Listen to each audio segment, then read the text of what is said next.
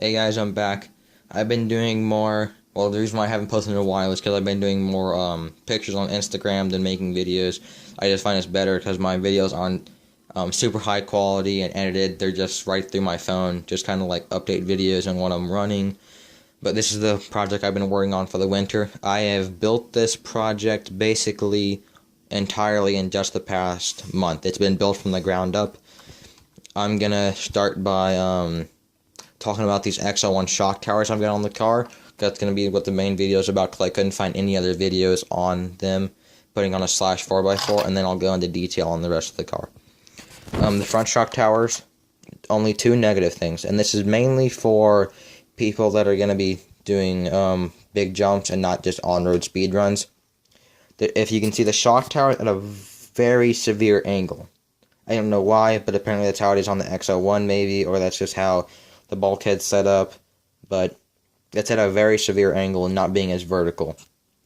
Second of all, is that this rod is on the, you'll have to put it on the backside because it will anyway, if you're running GTRs with these revo springs, if you put it on the front side, this rod will hit the shock, so you have to space it out, which is going to put more leverage on the shock tower to bend it, and you don't want that happening, so that's why I mainly say this is for probably more on-road.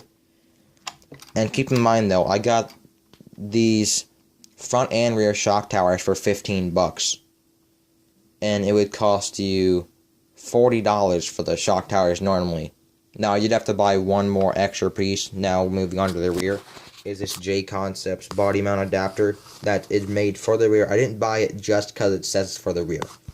Because if you see how they mount from this side and then go inwards. I bought it because you need to move these body posts back more or you're gonna hit the shock tower.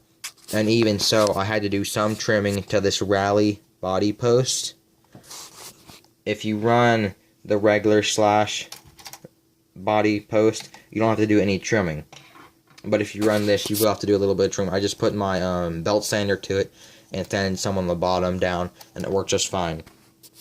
Second thing is that this shock tower is shorter. That's going to have some positive and negative. For off-roading, you're not going to want to get this tower because it's only going to allow you to run short shocks, so that's instantly a negative because you're going to have no travel. If you run a extra long shock, the shock's going to bottom out before the car does because the shock tower is so low. The positive thing is for speed runs especially is that this shock tower is physically shorter. So you're going to be able to get the body down shorter, and especially if you're still using the stock body post. Like most people with speed runs with the slash, they get just the Delta Plastics Jaguar body, and they use, maybe towers that are meant for the slash, and they're still aluminum, and they just use the regular body post, and they lower it all the way. Maybe get the Pro Line extended body post and lower it all the way, and it fits just fine. This, you're going to actually be able to get the car even lower, and especially if you use these. So that's basically about the shock towers.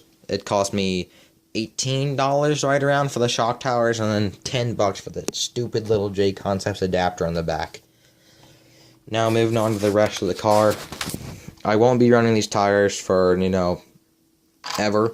I'm just going to be running them for now. I haven't cracked 100 mile an hour on any of my cars. The fastest I've ever had a car go was 73. And then I just had my other slash crack 70. And it's not geared up as high as this car is. But this car is definitely going to be designed to go faster because the other one's just got the scalpel body on it. And it, it looks cool and all, but aerodynamically it's nowhere near going to be to where this car is going to be. I'm going to have a Delta Plastics Jaguar body on the car. This car has a full Xo1 drivetrain, hubs, caster blocks, axles, diffs, everything. Xo1, 200,000 in the front, 100,000 in the rear. I am not running revo pistons in here, but I am running the smallest pistons I think Traxxas makes for their regular 10 scale vehicles.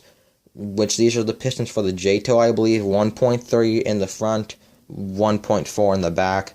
I'm running 100 weight, 50 weight, And that may sound thin for some people that do speed runs, and I'm actually running the gold springs in the rear and the orange up front, which is the softest spring you can actually get. That may sound soft to people, but I'm not running, a big A-scale motor with, dual 3S batteries and, battery trays customized and everything, so the car weighs a lot less. And it seems to be really good how it's set up right now. I haven't done any passes with it, but I know comparing the feel-wise to my other Slash that I have, this car feels like it should do a bit better. The front end is a bit more dampened and a bit stiffer, which I think will do better. I've also done this battery box mod. I put it up here, which that's not a brand new thing, but I've stuck the antenna through. Normally there would be a light, well, a clear plastic rod that would shoot down to the light on the stock receiver. I saw this on General Ped on his 4x4 video, and I literally I tapped it out with a hammer. I did crack the case just a little bit, so if you be careful and tap on it and then drill it a little bit, tap on it, drill it a little bit, you'll get through it without messing up the case. And I just glued it hot with some tire glue on the inside.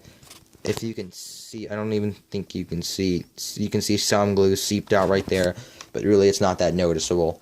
This definitely is going to give me some better range compared to mounting my antenna all the way down to here and then routing it up, where this is just gonna cut a hole in the body with my scissors. I mean, not with my scissors, with my reaming holes. With my reaming hole, and then it's gonna shoot up through the body, and that should be fine. More upgrades on the car. This electronic system is not gonna stay like this forever, so that's gonna change. Tires are gonna change. Wheelie bar with aluminum rubber wheels from Traxxas. I got an Avid bearing kit ordered. They're basically going to be all revolutions. I didn't get metal shielded because I don't know what plans I have for this car in the future, but I figured safer than sorry. What they are rubber one side and metal one side, so I can put the rubber on the side that dirt's going to hit and the metal on the side where dirt's not going to be able to get in.